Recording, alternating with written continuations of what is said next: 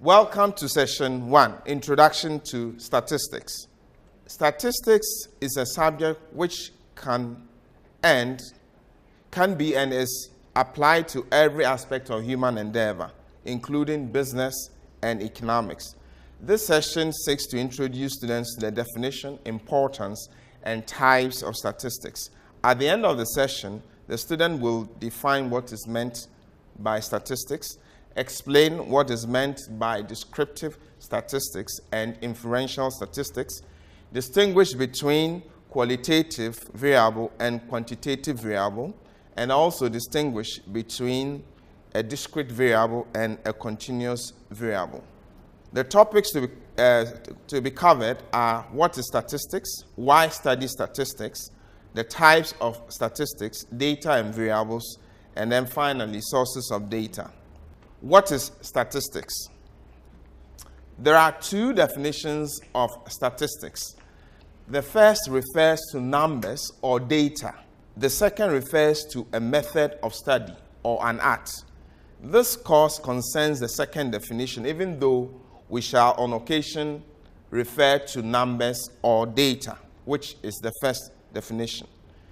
In brief, statistics is the science of collecting, organizing, presenting, analyzing, and interpreting data to assist in more effective decisions. Why should we study statistics? H. G. Wells, a prolific English writer who writes on a variety of subject areas, said this, and I quote, "Statistical thinking will one day be as necessary for efficient citizenship as the ability to read and write." What this means essentially is that without the knowledge of statistics, you cannot function in the world of business, economics, or any other aspect of life. Because statistical principles can be used to address important issues in science, business, economics, as well as questions from daily life. Some common questions statistics can answer are: do mobile phones cause cancer? Is the economy growing? Should I invest my money in stocks or mutual funds? Which political party is likely to win the next election? Knowledge of statistical methods can enable you answer these questions. Indeed, it is impossible for one to function today as a manager without a good foundation in statistics. Now we turn our attention to the types of statistics. There are two types of statistics. That is the art of statistics. We have what is called descriptive statistics and inferential statistics. Descriptive statistics refers to the methods used to collect and summarize information which will make it easily comprehensible. And the form of summary measures could be graphical or numeric. For example, you can use graphical techniques like histograms, bar charts, but with the numeric examples are the mean, the mode, the median, which are averages in essence. On the other hand, inferential statistics, or what can also be called statistical inference, concerns the relationship between sample data and the population. In other words, how we can draw conclusions about the population based on just a sample taken from the population. We shall delve into the details as we proceed. Now, there are certain terms you need to understand. Population refers to a collection of all the elements that are of interest or belong to a defined group.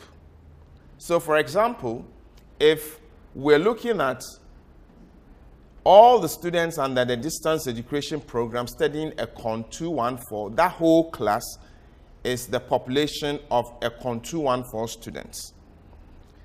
Now, the process of collecting information on all elements in the population is called a census. A sample is a subset or just a part of the population. So, for example, if we took the entire class of econ 214 students in distance education, we could just select some from the class for a particular purpose. That part selected is a sample. Samples are usually taken to obtain the required information because sometimes it could be very expensive and then time-consuming to try to obtain complete data concerning the population. Now, summary measures for a population is called a population parameter. Let me explain this. When you collect data on the population, you can summarize it using, let's say, a mean, as I indicated earlier. That computation you make is called a parameter, as opposed to a summary measure for a sample, which is called a statistic. So, a mean from the population is called a population parameter or a population mean, whereas the mean from a sample is a sample statistic called, for example, the sample mean. Now we turn our attention to data and variables. When we talk about data, we're looking at a set of measurements or observations taken on a group of objects. For example, we might be interested in taking information on the age, height, weight, and gender of all econ 214 students enrolled in the distance program. A variable, on the other hand, is a characteristic of an object. For example, looking at just the height. Data collected on only one variable is called univariate data, whereas data collected on more than one variable is called multivariate data. Data can be quantitative or qualitative. Quantitative data is numeric in nature. So, for example, we talk about the weight of a person, the income earned by families, the number of bottles of beer consumed in a day. So, it is numeric. Qualitative data, on the other hand, provides an attribute of the data or describes an attribute of the data. So, it is non-numeric. For example, gender. You are either male or female. Religion, marital status, married, single, etc. Quantitative variables are either discrete or continuous. When we talk about discrete variables, we are talking about variables that can assume what we call countably finite or countably infinite values. They assume distinct values, such as whole numbers. So, for example, we can talk about the number of children in a family, 0, 1, 2, 3, etc. Number of years of school completed. Perhaps if I attended school for 6 years, meaning primary 1 to 6, or 9 years, primary 1 to JHS 3. The number of rooms in a building, so they are countably finite. In some circumstances, they are said to be countably infinite. We'll look at that as we proceed.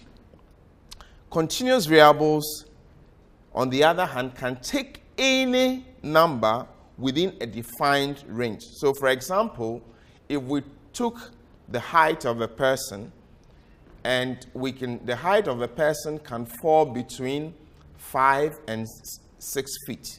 And between 5 and 6 feet, you can find an infinite number of measurements within that range, because somebody could be 5.1 feet, but somebody else could be 5.1.1 feet. And yet a third person could be 5.1.1.1. So 3 decimal places then, and then you continue. So you can find an infinite number of values within a given range.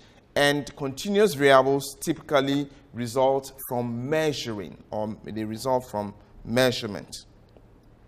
So this diagram summarizes the types of data. So when you take data, as I said earlier, it could be either qualitative or quantitative. Quantitative data, in turn, is grouped into discrete or continuous. We wrap up the session with the sources of data. Where do we get data? Where does data come from? Data can be obtained from a variety of sources. It can come from within organizations, or it can also come from outside organizations. These days, with the advent of ICT, you can obtain data from the internet. For example, as economists, we are able to access data from World Bank sources to do our analysis. You can also go to the IMF website to get data for economic analysis. Very often, some data are not available and they have to be collected from scratch. And these data are often obtained through what we call surveys, using questionnaires. A survey may be carried out with respect to an entire population or just a sample. Typically, surveys are carried out with respect to a sample, for which reason we call them sample surveys. But when it is done with respect to entire population, they are referred to as population census. As I indicated earlier, these are two main references for this course, and the chapters you have to read for the introductory aspects of this course have been indicated in the study guide. Thank you very much. I'll see you again soon.